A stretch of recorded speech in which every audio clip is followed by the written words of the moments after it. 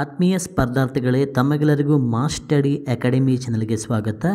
ಈ ಒಂದು ವಿಡಿಯೋದಲ್ಲಿ ಕರ್ನಾಟಕ TET GPSTR ಹಾಗೆ ಇತರ ಎಲ್ಲ ಸ್ಪರ್ಧಾತ್ಮಕ ಪರೀಕ್ಷೆಗಳಿಗಾಗಿ ಕನ್ನಡ ಸಾಹಿತ್ಯ ಮತ್ತು ವ್ಯಾಕರಣದ ಮೇಲೆ ಬರಬಹುದಾದಂಥ ಒಂದು ಮಾದರಿ ಪ್ರಶ್ನೆಗಳನ್ನು ಈಗ ಈ ಒಂದು ವಿಡಿಯೋದಲ್ಲಿ ನೋಡ್ತಾ ಹೋಗೋಣ. ಸ್ನೇಹಿತರೆ, ಈ ಒಂದು ವಿಡಿಯೋ ತಮಗೆ ಇಷ್ಟ ಆದರೆ ಈ ವಿಡಿಯೋಗೊಂದು ಲೈಕ್ ಮಾಡಿ, ಶೇರ್ ಮಾಡಿ. ಮೊದಲನೇದಾಗಿ ನೋಡಿ, ಛಂದಸ್ಸು ಅಂದರೆ ಏನು ಅಂತ ಕೇಳಿದ್ದಾರೆ. ಆಪ್ಷನ್ ಎ ಬಂದುಬಿಟ್ಟು ಕಾವ್ಯ ರಚನಾಶಾಸ್ತ್ರ, ಗದ್ಯ ರಚನಾಶಾಸ್ತ್ರ, ನಾಟಕ ರಚನಾಶಾಸ್ತ್ರ, ಕಾದಂಬರಿ ರಚನಾಶಾಸ್ತ್ರ ಅಂತ ಇದೆ.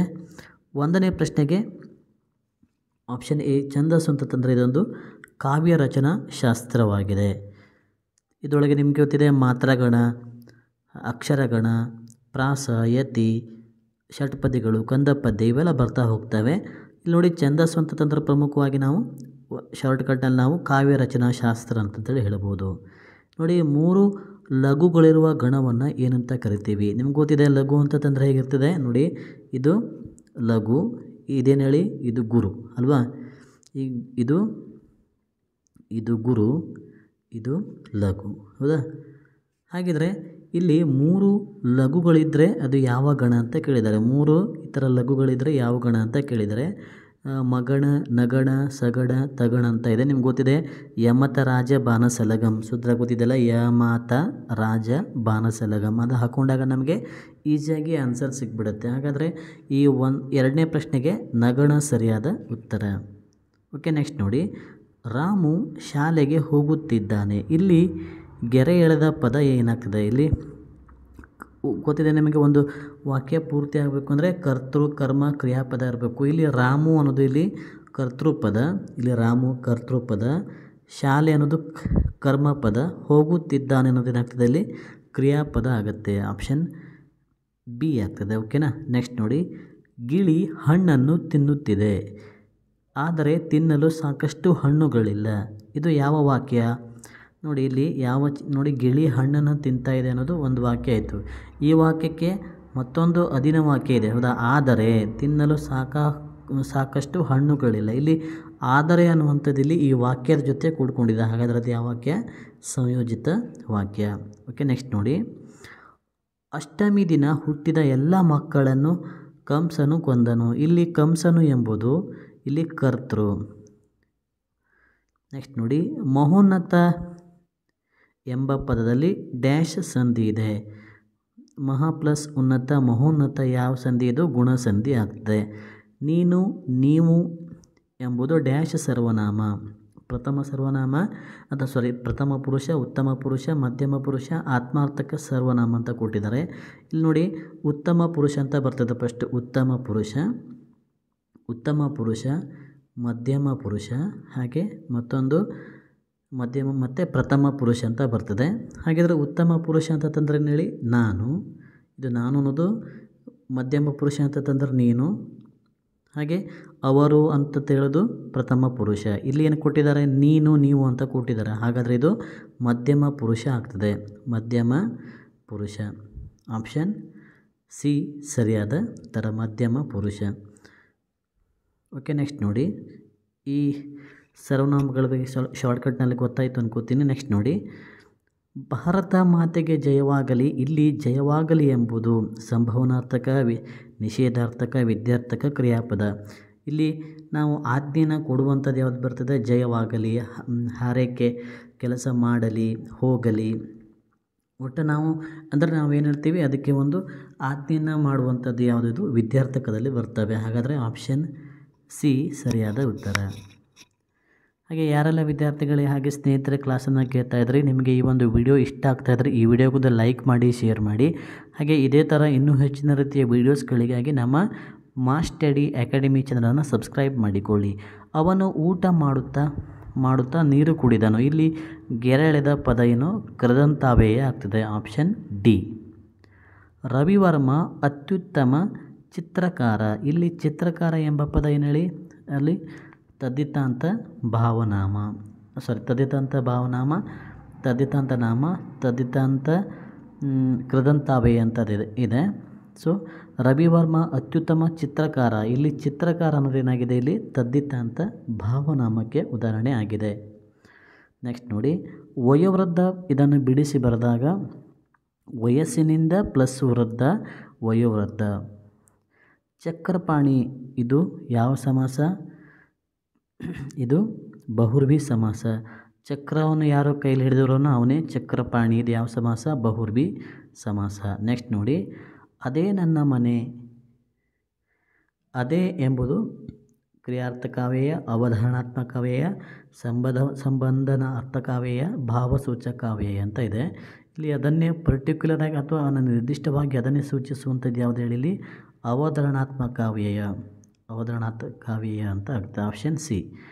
ಬೆಂಕಿಯ ದಗದಗನೆ ಉರಿಯಿತು. ಇಲ್ಲಿ ಗೆರೆ ಎಳೆದ ಪದವು ದಗದಗನೆ ಕ್ರಿಯಾರ್ಥಕ, ಅನುಕರಣವೇನ ಕ್ರಿಯಾರ್ಥಕವೇನ, ಸಾಮಾನ್ಯವೇನ ಸಂಬಂಧಾರ್ಥಕವೇ ಅಂತ ಕೇಳಿದ್ದಾರೆ.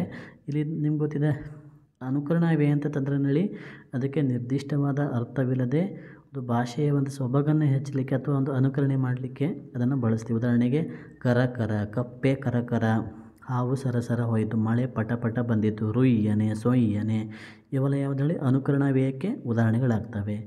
ಹಾಗಾದರೆ ಆಪ್ಷನ್ ಎ ಸರಿಯಾದ ಉತ್ತರ. ನೆಕ್ಸ್ಟ್ ನೋಡಿ ಬೆಂಗಳೂರಿನ 12ನೇ ಪ್ರವಾಸಿ ಭಾರತೀಯ ದಿವಸವನ್ನು ಆಚರಿಸಲಾಯಿತು. ಇಲ್ಲಿ 12ನೇಯ ಎಂಬುದಲ್ಲಿ ಸಂಖ್ಯೆಯ ವಾಚಕ, ತುಂಬ ಈಸಿ ಇದೆ. ಸಂಖ್ಯೆಯ 13ನೇಯ 12ನೇಯ ಇವೆಲ್ಲ ಯಾವುದು ಹೇಳಿ ಸಂಖ್ಯೆಯ ವಾಚಕ. ನಾಲ್ವರು ಇವೆಲ್ಲ ಯಾವುದು ಸಂಖ್ಯೆಯ ವಾಚಕಕ್ಕೆ ಉದಾಹರಣೆ ಆಗ್ತವೆ. ನೆಕ್ಸ್ಟ್ ನೋಡಿ ಅಂಗೈ ಇದು ಡ್ಯಾಶ್ ಸಮಾಸ. ಅಂಗೈ ಇದು ಅಂಶಿ ಸಮಾಸವಾಗಿದೆ. ನೆಕ್ಸ್ಟ್ ನೋಡಿ ವೈಶಾಖ ಪದದ ತದ್ಭವ ರೂಪ ಬೇಸಗೆ. ವೈಶಾಖ ಬೇಸಿಗೆ ಭಾಳ ರಿಪೀಟೆಡ್ ಕ್ವಶನು, ಸಾಕಷ್ಟು ಸಲ TET ಹಾಗೆ CET ಸಹ ಕೇಳಿದ್ದಾರೆ. ವೈಶಾಖ ಪದದ ತದ್ಭವ ರೂಪ ಏನಾಗುತ್ತೆ? ಬೇಸಗೆ. ಬೇಸುಗೆ ಅಲ್ಲ ಬೇಸಗೆ, ನೆನಪಿಟ್ಕೊಳ್ಳಿ ಸ್ನೇಹಿತರೆ. ನೆಕ್ಸ್ಟ್ ನೋಡಿ ಕೈಲಾಸದೊಳ್ ಈ ಪದದಲ್ಲಿರುವ ವಿಭಕ್ತಿ ಪ್ರತ್ಯಯ ಯಾವುದು? ಒಳ್ ಅಂತ ಇದೆ, ಸಪ್ತಮಿ. Option D. ಶಿಕ್ಷಕ ಎಂಬುದು ಇಲ್ಲಿ ಅನ್ವರ್ಥನಾಮ. ಶಿಕ್ಷಕ ಅನ್ನೋದು ಇಲ್ಲಿ ಅನ್ವರ್ಥನಾಮ. ಅವರ ಒಂದು ವೃತ್ತಿಯನ್ನು ನೋಡಿ ನಾವು ಶಿಕ್ಷಕ, ವೈದ್ಯ, ಸೈನಿಕ, ಪೊಲೀಸ್ ಅಂತೆಲ್ಲ ಅಂತೀವಲ್ಲ, ವ್ಯಾಪಾರಿ, ಇವೆಲ್ಲ ಯಾವುದು ಅನ್ವರ್ಥನಾಮಕ್ಕೆ ಉದಾಹರಣೆಗಳು. ನೆಕ್ಸ್ಟ್ ನೋಡಿ ಸೂರ್ಯ ಮೂಡಿತು ಎಂಬುದು ಡ್ಯಾಶ್ ಪದ. ಇಲ್ಲಿ ಪುನ್ನಪಂಸಕ ಲಿಂಗ. ನೆಕ್ಸ್ಟ್ ಚಿತ್ತಾಕರ್ಷ ಎಂಬುದು ಡ್ಯಾಶ್ ಸಂಧಿ. ಇದು ಯಾವ ಸಂಧಿ? ಸವರ್ಣ ದೀರ್ಘ ಸಂಧಿ.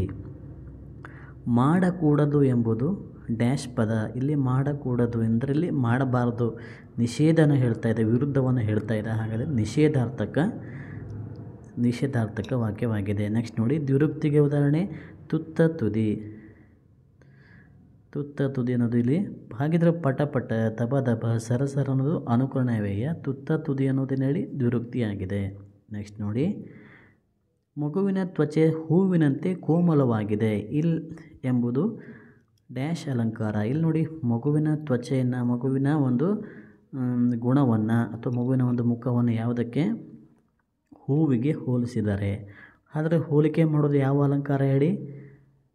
ಹೋಲಿಕೆ ಮಾಡೋದು ಹಾಗೆ ಇಲ್ಲಿ ಅಂತೆ ಅಂತಲೂ ಇದೆ. ಹಾಗಿದ್ರೆ ಯಾವುದಿದು? ಇದು ಉಪಮಾಲಂಕಾರ ಆಗಿದೆ. ಅಂತ ಲೋಕ ಉಂಟೆ ಎಂಬುದು ಡ್ಯಾಶ್ ಪದ. ಇದೊಂದು ಪ್ರಕಾರವಾಚಕ. ಅಂತ ಲೋಕ ಉಂಟೆ, ಇಲ್ಲಿ ಅಂತ ಎಂತ ಅಲ್ಲಿ ಪ್ರಕಾರವಾಚಕದಲ್ಲಿ ಬರ್ತದೆ. ನೆಕ್ಸ್ಟ್ ನೋಡಿ ಕನ್ನಡ ಮೂಲದಲ್ಲ ಅನ್ಯ ಭಾಷೆಯ ಶಬ್ದಗಳಲ್ಲಿ ಕೊಟ್ಟಿದ್ದಾರೆ. ಇಲ್ಲಿ ನೋಡಿ ದಾರಿ, ಹಾದಿ, ರಸ್ತೆ, ಕಾಡು. ಇದರೊಳಗೆ ಯಾವುದು ಅನ್ಯ ದೇಶೀಯ ಪದವಾಗಿದೆ? ರಸ್ತೆ. ಬ್ಯಾಂಕ್, ಮನೆ, ಹೊಲ, ಗದ್ದೆ. ಬ್ಯಾಂಕ್ ಅನ್ನೋದಲ್ಲೊಂದು ಆಂಗ್ಲ ಭಾಷೆ, ಇಂಗ್ಲೀಷ್ ಶಬ್ದ. ಹಾಗಾಗಿ ಇದು ಒಂದು ಗುಂಪಿಗೆ ಸೇರ್ತಾ ಇರುವಂಥ ಪದವಾಗಿದೆ. ದಿವಸ, ಹೇರು, ಬೀದಿ, ಸಾರು. ದಿವಸ. ರಾತ್ರಿ, ಮೆಲ್ಲಗೆ, ಸುಮ್ಮನೆ, ಬೇಗನೆ. ರಾತ್ರಿ ಆಗುತ್ತೆ. ಇಲ್ಲಿ ನೋಡಿ ದೋಷವಿರುವಂಥ ಒಂದು ದೋಷವಿದ್ದರನ್ನು ಸರಿಪಡಿಸಲು ಮುಂದಿನ ಕೊಟ್ಟಿರುವ ಪರ್ಯಾಯ ರೂಪಗಳಲ್ಲಿ ಸೂಕ್ತವಾದನ್ನು ಗುರುಸಿ, ದೋಷವಿಲ್ಲದಿದ್ದರೆ ಸುಧಾರಣೆ ಬೇಕಿಲ್ಲ ಅಂತ ಕೊಟ್ಟಿದ್ದಾರೆ. ದನಗಳು ಕೆರೆಯಲ್ಲಿ ನೀರು ಕುಡಿಯಿತು. ಇಲ್ಲಿ ಕುಡಿಯುತ್ತು ಅಂತ ಇದೆ, ಏನಾಗಬೇಕು? ಇಲ್ಲಿ ಕುಡಿದವು ಅಂತ ಆಗಬೇಕು, ಹೌದಾ?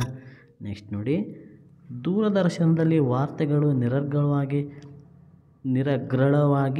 ಬಿತ್ತರವಾಗುತ್ತಿವೆ. ಏನಾಗಬೇಕು? ಇಲ್ಲಿ ನಿರಾಳವಾಗಿ ಅಂತ ಆಗಬೇಕು.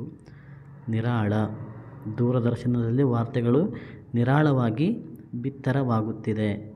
ನೆಕ್ಸ್ಟ್ ನೋಡಿ ಭ್ರಷ್ಟಾಚಾರ ನಿರ್ಮೂಲನೆಗಾಗಿ ಕೇಂದ್ರ ಸರ್ಕಾರವು ಕ್ರಮಗಳನ್ನು ಕೈಗೊಂಡಿದೆ. ಇಲ್ಲಿ ಭ್ರಷ್ಟಾಚಾರ ಅನ್ನೋದು ಸರಿಯಾಗಿದೆ, ಹಾಗಾಗಿ ಸುಧಾರಣೆ ಬೇಕಿಲ್ಲ. ಇಲ್ಲಿ ಯಾವುದೂ ಸುಧಾರಣೆ ಇಲ್ಲ, ಸರಿಯಾಗಿದೆ, ಸುಧಾರಣೆ ಬೇಕಿಲ್ಲ. ನೆಕ್ಸ್ಟ್ ನೋಡಿ, ಇಲ್ಲಿ ಗೆರೆ ಹಾಕಿದ ಭಾಗಗಳು ತಪ್ಪಾಗಿವೆ, ಅವುಗಳ ಮುಂದೆ ಕೊಟ್ಟು 4 ಪರ್ಯಾಯ ರೂಪಗಳಿಂದ ಸರಿಯಾದ ಉತ್ತರವನ್ನು ಗುರುತಿಸಿ ಅಂತ ಇದೆ.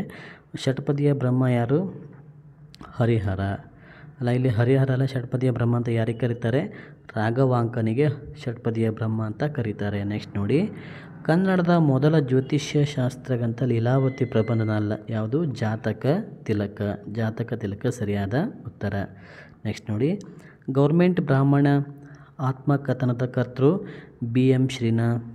ಗೌರ್ಮೆಂಟ್ ಬ್ರಾಹ್ಮಣ ಇದರೊಂದು ಅರವಿಂದ್ ಮಾಲಗತ್ತಿಯವರು. Option D. ನೆಕ್ಸ್ಟ್ ನೋಡಿ, ಸಮರಸವೇ ಜೀವನ, ಇದು ಇವರ ಕಾದಂಬರಿ. ಯಾರ್ದು?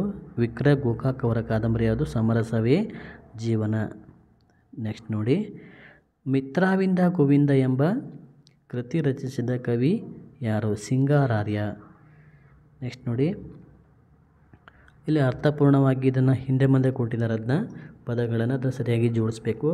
ಶಾಲೆಯು ವಿದ್ಯಾರ್ಥಿಗಳು ಕೈತೋಟವನ್ನು ಬೆಳೆಸಿದ್ದಾರೆ, ಸಮೃದ್ಧವಾದ ಅಂತ ಕೊಟ್ಟಿದ್ದಾರೆ. ಇದು ನೋಡಿ, ಫಸ್ಟ್ನೇದು ಯಾವುದು ಬರಬೇಕಿಲ್ಲಿ? ಫಸ್ಟ್ ಶಾಲೆಯ ಸಮೃದ್ಧವಾದ ಶಾಲೆ ಇದು ಒಂದನೇದು ಬರಬೇಕು.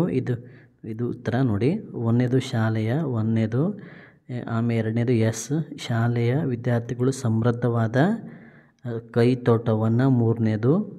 ನೆಕ್ಸ್ಟ್ 6 ನೋಡಿ ಎಲ್ಲಿದೆ? ಬೆಳೆಸಿದ್ದಾರೆ. ಶಾಲೆಯ ವಿದ್ಯಾರ್ಥಿಗಳು ಸಮೃದ್ಧವಾದ ಕೈತೋಟವನ್ನು ಬೆಳೆಸಿದ್ದಾರೆ. ಆಪ್ಷನ್ ಎ ಸರಿಯಾದ ಉತ್ತರ. ಕಲುಷಿತಗೊಂಡಿವೆ ಇಂದಿನ ಬಹಳಷ್ಟು ಕೈಗಾರೀಕರಣದಿಂದ ನದಿಗಳು ಅಂತ ಇದೆ. ಇದಕ್ಕೆ ಆಪ್ಷನ್ ಸಿ RQSP. ಕೈಗಾರಿಕೀಕರಣದಿಂದ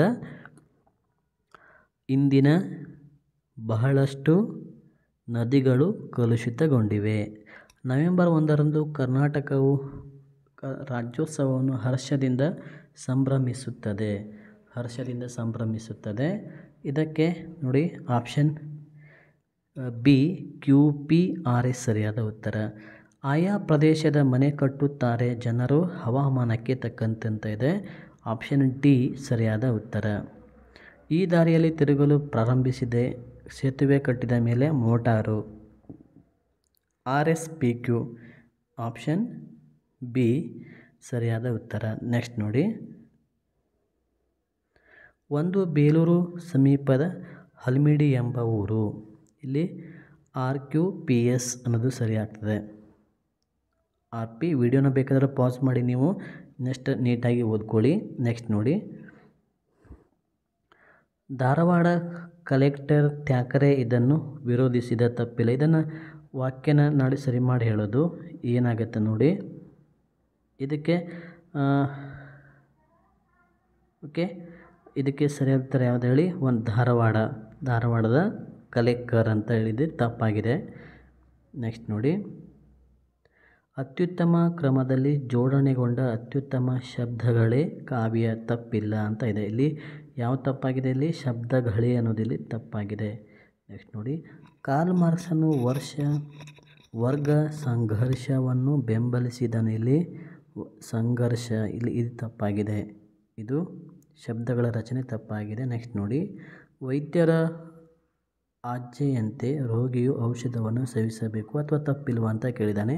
ಇಲ್ಲಿ ವೈದ್ಯರ ಆಜ್ಞೆಯಂತೆ ಅಂತ ಆಗಬೇಕು, ವೈದ್ಯರ ಆಜ್ಞೆಯಂತೆ. ನೆಕ್ಸ್ಟ್ ನೋಡಿ, ಅಯ್ಯೋ ಏನಾಗಿ ಹೋಯಿತು ಎಂದು ದುಃಖಿಸತೊಡಗಿದರು, ತಪ್ಪಿಲ್ಲ ಅಂತ ಇದೆ. ಇಲ್ಲಿ ಅಯ್ಯೋ ಅನ್ನೋದು ಇಲ್ಲಿ ಸರಿಯಾದ.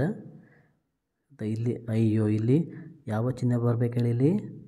ಇಲ್ಲಿ ಭಾವಸೂಚಕ ಚಿಹ್ನೆ ಬರಬೇಕು. ಇಲ್ಲಿ ಪ್ರಶ್ನಾರ್ಥಕ ಚಿಹ್ನೆ ಇದೆ, ಹೌದಾ? ನೆಕ್ಸ್ಟ್ ನೋಡಿ, ಅನಕ್ಷರತೆಯು ಗ್ರಾಮಗಳ ಪ್ರಗತಿಗೆ ಅಡ್ಡಿಯಾಗಿದೆ, ತಪ್ಪಿಲ್ಲ. ಇಲ್ಲಿ ಯಾವುದು ತಪ್ಪಿಲ್ಲ, ಎಲ್ಲ ಸರಿಯಾಗಿದೆ. ನೆಕ್ಸ್ಟ್ ನೋಡಿ, ಗೆರೆಳೆದ ಭಾಗದಲ್ಲಿ ಕೊಡಲಾದ ಇಂಗ್ಲೀಷ್ ರೂಪದ ಪರ್ಯಾಯವಾಗಿ 4 ಕನ್ನಡ ರೂಪಗಳನ್ನು ನೀಡಲಾಗಿದೆ, ಅವುಗಳನ್ನು ಸೂಕ್ತವಾದನ್ನು ಗುರುತಿಸಿ ಅಂತ ಕೊಟ್ಟಿದ್ದಾರೆ. ವಿಜ್ಞಾನಿಗಳು ನಡೆಸುತ್ತಿರುವ ರಿಸರ್ಚ್ನಿಂದಾಗಿ ಅನೇಕ ಸಂಗತಿಗಳು ಹೊರಬರುತ್ತವೆ. ಇಲ್ಲಿ ರಿಸರ್ಚ್ ಅನ್ನುವಂಥ ಪದಕ್ಕೆ ಸಮಾನಾರ್ಥಕ ಪದ ಅಥವಾ ಇದು ಕನ್ನಡ ಪದ ಯಾವುದು? ಸಂಶೋಧನೆ ಅಂತ ಅರ್ಥ. ನೆಕ್ಸ್ಟ್ ನೋಡಿ, ಇಲ್ಲಿ ಇದನ್ನು ಕಚೇರಿಯ ಅಧಿಕಾರಿಗಳ ಫಾರ್ ಪರ್ಸ್ನಲ್ ಕಳಿಸುತ್ತೇನೆ, ಇದು ಅವಗಾಹನೆಗೆ. ಪರ್ಸ್ನಲ್ ಅಂದರೆ ಅವಗಾಹನೆಗೆ ಕಳಿಸ್ತೇನೆ. ನೆಕ್ಸ್ಟ್ ನೋಡಿ, KPSCಯು ಕಾಲಕಾಲಕ್ಕೆ ಖಾಲಿ ಇರುವ ಹುದ್ದೆಗಳಿಗಾಗಿ ನೋಟಿಫಿಕೇಷನ್ ಹೊರಡಿಸುತ್ತದೆ. ಇಲ್ಲಿ ನೋಟಿಫಿಕೇಷನ್ ಅಂದರೆ ಇಲ್ಲಿ ಅಧಿಸೂಚನೆ ಅಂತ ಅರ್ಥ. ಆಪ್ಷನ್ ಎ ಸರಿಯಾದ ಉತ್ತರ. ನೆಕ್ಸ್ಟ್ ನೋಡಿ, ಪ್ರಜಾಪ್ರಭುತ್ವ ಎಫಿಷಿಯನ್ಸಿಯು ಪ್ರಜೆಗಳನ್ನು ಅವಲಂಬಿಸಿದೆ. ಎಫಿಷಿಯನ್ಸಿ ಅಂತಂದರೆ ದಕ್ಷತೆ ಅನ್ನುವಂಥ ಅರ್ಥ ಕೊಡ್ತದೆ. ನೆಕ್ಸ್ಟ್ ನೋಡಿ, ಅವಶ್ಯವೆನಿಸಿದಾಗ ಕಮ್ಯೂಟೆಡ್ ಲೀವ್ ಅನ್ನು ಬಳಸಿಕೊಳ್ಳಲು ಅವಕಾಶವಿದೆ. ಪರಿವರ್ತಿತ ರಜೆಯನ್ನು. ನೆಕ್ಸ್ಟ್ ನೋಡಿ, ಅನಿವಾರ್ಯ ಸಂದರ್ಭದಲ್ಲಿ ಸರ್ಕಾರ ಆರ್ಡಿನೆನ್ಸ್ ಹೊರಡಿಸುವುದುಂಟು. ಸುಗ್ರೀವಾಜ್ಞೆ. ಆರ್ಡಿನೆನ್ಸ್ ಅಂತಂದರೆ ಸುಗ್ರೀವಾಜ್ಞೆ ಅಂತ ಅರ್ಥ. ನೆಕ್ಸ್ಟ್ ನೋಡಿ, PQRS ಎಂಬ 4 ಆಯ್ಕೆಗಳನ್ನು ಕೊಡಲಾಗಿದೆ. ಈ ವಾಕ್ಯಗಳು ಸ್ಥಾನಪಲ್ಲಟವಾಗಿವೆ. ಅವುಗಳನ್ನು ಅರ್ಥಪೂರ್ಣವಾಗಿ ಜೋಡಿಸಿ ಉತ್ತರವನ್ನು ಗುರುತಿಸಬೇಕು ಅಂತ ಕೊಟ್ಟಿದ್ದಾರೆ. ಇಲ್ಲಿ ನೋಡಿ, ಫಸ್ಟ್ನೇದು ನೋಡಿ, ಕಂಸ ಮಥುರಾ ನಗರದ ಯದುವಂಶದ ಮಹಾರಾಜನಾದ ಉಗ್ರಸೇನನ ಮಗ. ಇದು ಒಂದನೇದು. Q ಏನು ಕೊಟ್ಟಿದ್ದಾರೆ, ನಂತರ ಉಗ್ರಸೇನನ ರಾಣಿ ನಿಜ ವಿಷಯದ ಅರಿವಾಗಿ ರಾಣಿಯು ನಿನ್ನ ದುರ್ನಡತೆಯಿಂದ ಜನಿಸಿದವನು ಯದುವಂಶದಿಂದಲೇ ಸಾಯಲಿ ಎಂದು ಶಪಿಸಿದಳು. ಆಗ ದುರ್ಮಿಲನೆಂಬ ರಾಕ್ಷಸ ಮೋಸದಿಂದ ಉಗ್ರಸೇನನ ರೂಪದಲ್ಲಿ ಬಂದು ಕಂಸನ ಹುಟ್ಟಿಗೆ ಕಾರಣನಾದ. ಒಮ್ಮೆ ಉಗ್ರಸೇನನ ರಾಣಿ ಯಮುನಾ ನದಿಯಲ್ಲಿ ಸ್ನಾನ ಮಾಡುತ್ತಿದ್ದಳು ಅಂತ ಇದೆ. ಇಲ್ಲಿ ಫಸ್ಟ್ ಏನಾಗಬೇಕು ಹೇಳಿ, PSR. ಇದು ನೋಡಿ, ಒಂದನೇದು ಯಾವುದು ಬರಬೇಕು, ಒಂದನೇದು P ಬರಬೇಕು. ಇದು ಒಂದನೇದು, ಓಕೆನಾ. ಇದು ಒಂದನೇದು ಒಂದು. ನೆಕ್ಸ್ಟ್ ಎರಡನೇದು ಯಾವುದು, S. ಓಕೆ, ಮೂರನೇದು R.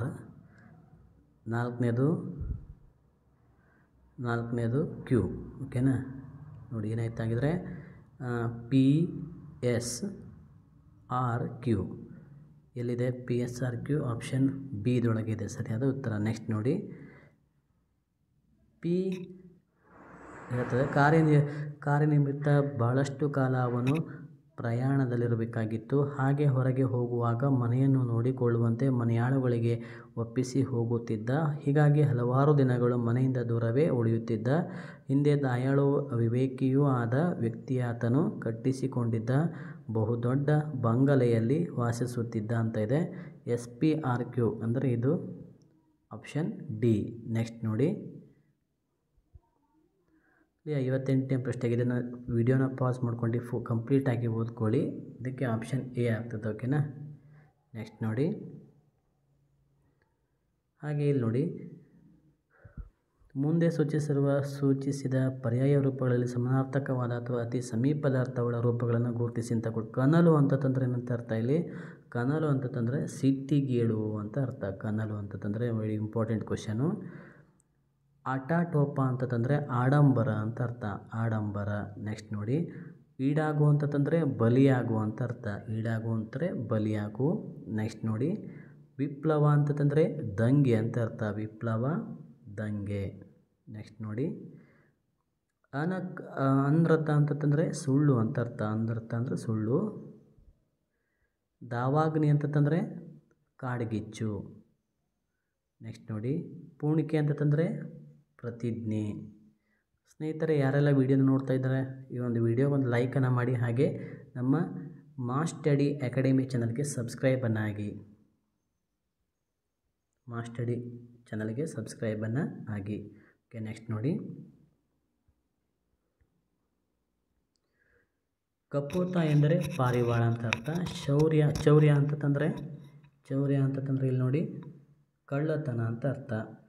ಹಾಗೆ ಫಲ, ಇದರ ಒಂದು ವಿರುದ್ಧಾರ್ಥಕ ಪದ ಏನಾಗುತ್ತೆ, ನಿಷ್ಫಲ, ಫಲ ನಿಷ್ಫಲ. ಓಕೆ, ಉತ್ಥಾನ ಪತನ. ಘಾತ ಪ್ರತಿಘಾತ, ಘಾತ ಪ್ರತಿಘಾತ. ನೆಕ್ಸ್ಟ್ ನೋಡಿ, ಜಂಗಮ ಸ್ಥಾವರ ಅಂತ ಅರ್ಥ. ದಿನ ದಾನಿ, ಸ್ಥಾಪಕ ಭಂಜಕ, ವಿನೀತ ಪುನೀತ, ಸುಗಮ ದುರ್ಗಮ ಅಂತ ಅರ್ಥ. ನೋಡಿ, 4 ಪರ್ಯಾಯ ರೂಪದಲ್ಲಿ ಒಂದು ನುಡಿಗಟ್ಟಿನ ಅರ್ಥನ ಕೇಳಿದ್ದಾರೆ. ಮನಸ್ಸು ಕಲ್ಲಾಗು ಅಂತಂದರೆ ಕಷ್ಟಗಳನ್ನು ಎದುರಿಸಲು ಸಿದ್ಧನಾಗು ಅಂತ ಅರ್ಥ. ಮನಸ್ಸು ಕಲ್ಲಾಗು ಇದರ ಈ ನುಡಿಗಟ್ಟಿನ ಅರ್ಥ ಏನು ಹೇಳಿ? ಕಷ್ಟಗಳನ್ನು ಎದುರಿಸಲು ಸಿದ್ಧನಾಗು ಅಂತ ಅರ್ಥ. ತಂಪು ಹೊತ್ತಿನಲ್ಲಿ ನೆನೆ ಅಂತಂದರೆ ಬಹಳ ಕೃತಜ್ಞತೆಯಿಂದ ತೋರಿಸು ಅಂತ ಅರ್ಥ. ಬಹಳ ಕೃತಜ್ಞತೆಯನ್ನು ತೋರಿಸು. ನೆಕ್ಸ್ಟ್ ನೋಡಿ, ಕಾಲಿಗೆ ಬುದ್ಧಿ ಹೇಳು ಅಂತಂದರೆ ಓಡಿ ಹೋಗು ಅಂತ ಅರ್ಥ. ಓಡಿ ಹೋಗುವುದು. ತಲೆ ಇಳಿಸಿಕೊ ಅಂತಂದರೆ ಇಲ್ಲಿ ಅಪಾಯದಿಂದ ಪಾರಾಗು ಅಂತ ಅರ್ಥ. ಅಪಾಯದಿಂದ ಪಾರಾಗುವುದು. ಕಣ್ಣಿಗೆ ಎಣ್ಣೆ ಬಿಟ್ಟು ಕೊಡುವುದು ಅಂತಂದರೆ ಸೂಕ್ಷ್ಮವಾಗಿ ನೋಡುವುದು. ಸೂಕ್ಷ್ಮವಾಗಿ ನೋಡು. ಕರತಲಾ ಮಲಕ ಅಂತಂದರೆ ಎಲ್ಲವನ್ನೂ ತಿಳಿದವನಿಗೆ ಕರತಲಾ ಮಲಕ ಅಂತಂತೇಳಿ ಹೇಳ್ತಾರೆ. ನೆಕ್ಸ್ಟ್ ನೋಡಿ, ಕೈ ಕೊಡು ಅಂತಂದರೆ ಮೋಸ ಮಾಡುವಂಥ ಅರ್ಥ. ಎಣ್ಣೆ ಸೀಗೆಕಾಯಿ ಅಂತಂದರೆ ಶತ್ರುಗಳು. ತಿರುಕನ ಕನಸು ಅಂತಂದರೆ ನನಸಾಗದ ಒಂದು ಇಚ್ಛೆಗೆ ತಿರುಕನ ಕನಸು ಅಂತಂತೇಳಿ ಹೇಳ್ತಾರೆ. ನೆಕ್ಸ್ಟ್ ನೋಡಿ, ಗುಂಪಿಗೆ ಸೇರಿರುವಂಥ ಪದನ ನೋಡಬೇಕು. ಇಲ್ಲಿ ತುರಗ, ಹಯ, ಅಶ್ವ ಇದೆಲ್ಲ ನೋಡಿ ಕುದುರೆಗೆ ಹೊಂದಿರುವಂಥ ಒಂದು ನಾನಾರ್ಥಗಳು. ಕುದುರೆಯ ಪದ ಅದು ತುರಗ, ಹಯ, ಅಶ್ವ. ಆದರೆ ಯಾವುದ್ರಲ್ಲಿ ಗಜ ಅಂತಂದರೆ ಆನೆ ಅಂತ ಅರ್ಥ. ಹೌದಾ? ಹಾಗಾಗಿ ಆಪ್ಷನ್ ಸಿ ಸರಿಯಾದ ಉತ್ತರ. ನೆಕ್ಸ್ಟ್ ನೋಡಿ, ಭಾನು, ದಿನಕರ, ರವಿ, ಭಾನು. Option D. ನೆಕ್ಸ್ಟ್ ನೋಡಿ, ಎಣ್ಣೆ, ಎಳ್ಳು, ಅನ್ನ, ಫಲ. ಫಲ ಅಂತಂದರೆ ಹಣ್ಣು. ನೆಕ್ಸ್ಟ್ ನೋಡಿ, ಕಣದರೆ ಏಕಾಂಗ ಮುಕ್ಕಣ್ಣು ಇಮ್ಮರೆ ಅಂತಿದೆ. ಕಣದರೆ ಸರಿಯಾದ ಉತ್ತರ. ಸಗ್ಗ, ಸೊಗ, ಸಂಜೆ, ಸ್ವರ ಅಂತ ಇದೆ. ಇಲ್ಲಿ ಸ್ವರ ಅಂತ ಅರ್ಥ. ಕಾವೇರಿ, ಮೈಸೂರು, ನರ್ಮದಾ, ನದಿ ಅಂತ ಅರ್ಥ. ನೆಕ್ಸ್ಟ್ ನೋಡಿ, ಪ್ರತಿ ವರ್ಷ ಮಾರ್ಚ್ 8ರಂದು ಅಂತಾರಾಷ್ಟ್ರೀಯ ಮಹಿಳಾ ದಿನಾಚರಣೆನ ಇಲ್ಲಿ ಅಂತರರಾಷ್ಟ್ರೀಯ ಅಂತ ಕೊಟ್ಟಿದ್ದಾರೆ. ಇಲ್ಲಿ ಏನಾಗಬೇಕು? ಅಂತಾರಾಷ್ಟ್ರೀಯ ಅಂತ ಆಗಬೇಕು. Option B. ವಿದ್ಯಾವಂತರೇ ವರದಕ್ಷಿಣೆಯನ್ನು ಬೆಂಬಲಿಸುವುದು ವಿಷಾದಶಯ. ಯಾವ ವಿಷಯ ಆಗಬೇಕು ನೋಡಿ? ಇದು ಸರಿಯಾದ ಉತ್ತರ. ನೆಕ್ಸ್ಟ್ ನೋಡಿ, ಆಯವ್ಯಯ ಒಪ್ಪುವ ಮುನ್ನ ಕೂಲಂಕುಷ ಪರಿಶೀಲನೆ ಅವಶ್ಯಕ.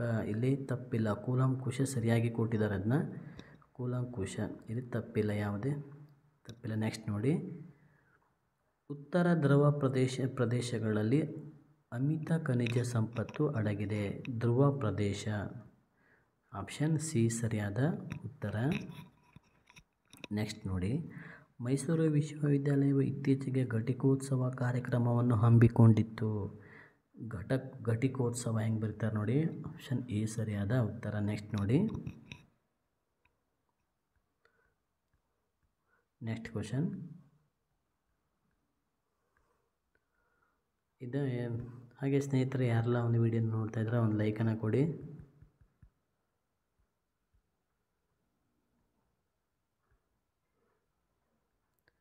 ದೇವಾಲಯಗಳಲ್ಲಿ ವಿಶೇಷ ದಿನಗಳಂದು ದೇವರಿಗೆ ಬಗೆ ಬಗೆಯ ಅಭಿಷೇಕಗಳು ನಡೆಯುತ್ತವೆ. ಅಭಿಷೇಕ. ಆಪ್ಷನ್ ಬಿ ಸರಿಯಾದ ಉತ್ತರ. ವಾಕ್ಯಗಳನ್ನು ರಚಿಸುವಾಗ ಲೇಖನ ಚಿಹ್ನೆಯನ್ನು ಹೇಗೆ ಬರೀತಾರೆ? ಇದು ತಪ್ಪಿಲ್ಲ, ಸರಿಯಾಗಿದೆ. ಚಿಹ್ನೆ. ನೆಕ್ಸ್ಟ್ ನೋಡಿ, ತಕರಾರು ಎಂಬ ಪದ ಈ ಭಾಷೆಯಿಂದ ಕನ್ನಡಕ್ಕೆ ಬಂದಿದೆ. ಅರಬ್ಬಿ ಭಾಷೆಯಿಂದ. ಯಾವ ಭಾಷೆಯಿಂದ? ಅರಬ್ಬಿ ಭಾಷೆಯಿಂದ. ನೆಕ್ಸ್ಟ್ ನೋಡಿ, ಶಬ್ದಾಲಂಕಾರದಲ್ಲಿ 3 ವಿಧಗಳು. ಶಬ್ದಾಲಂಕಾರದಲ್ಲಿ 3 ವಿಧ.